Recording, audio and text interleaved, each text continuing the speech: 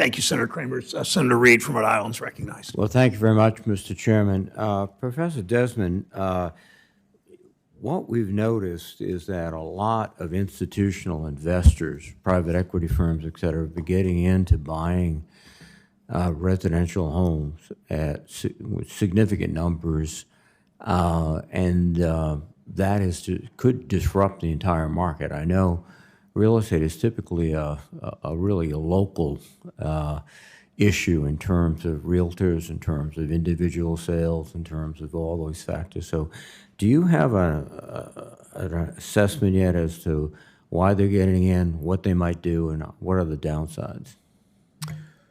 Thank you, Senator Reed. So we've seen the rise of institutional investors in the single-family rental market after the 2008 foreclosure crisis because there was a market opportunity. The average cost of a home dropped by 27% after the foreclosure, but rents did not decrease during the last recession. That gave institutional investors a chance to buy up single-family homes below market rent and rent them at market rents. And that's why you've seen increasing investment in Sunbelt cities like Atlanta, Charlotte, Phoenix, for example, where institutional investors have a bigger chunk of the market.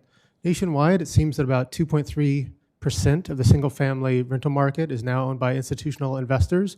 But even that relatively small footprint is much bigger in places like Atlanta, where in some neighborhoods a third of the rental family market, the single-family market, is owned by institutional investors. Why should this concern us? Because research has linked institutional investment to higher housing costs. Institutional investors raise rents much more aggressively than small-time landlords.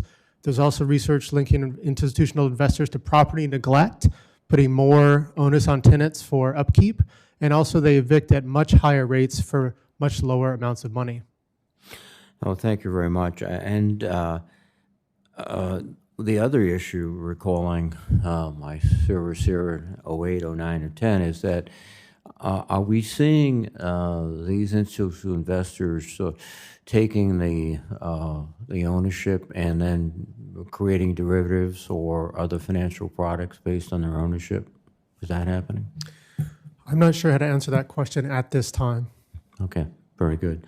And both Ms. Gentle and Professor Desmond, what kinds of federal investments in housing supply would be the most effective to ease family housing costs and help renters? Any thoughts? Let's start with Professor Desmond and then Ms. Gentle. Sure. So the Housing Choice Voucher Program has been an incredibly effective program. Families, after they receive a housing voucher, move to better neighborhoods. Their kids do better in schools. Their kids literally eat more and become healthier and less anemic. So an incredibly cost-effective, successful way to expand more housing security, more economic mobility families across the country is simply to take a program that we have that already works really well and expand it to all the families that need it.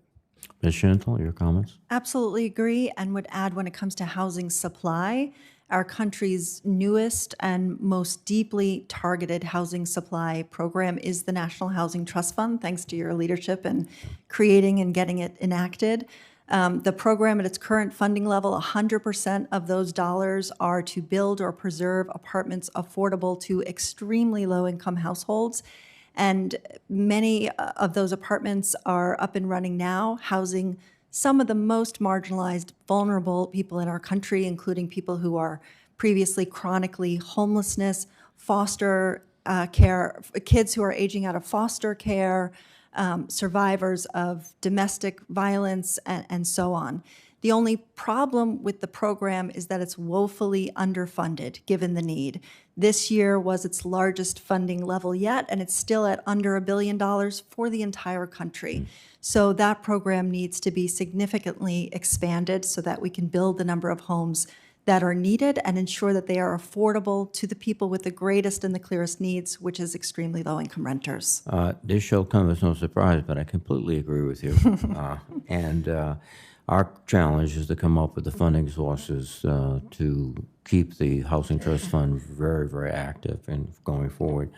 With that, Mr. Chairman, I will thank you and thank the panel. Thank you very much. Thanks, Senator Reed. Senator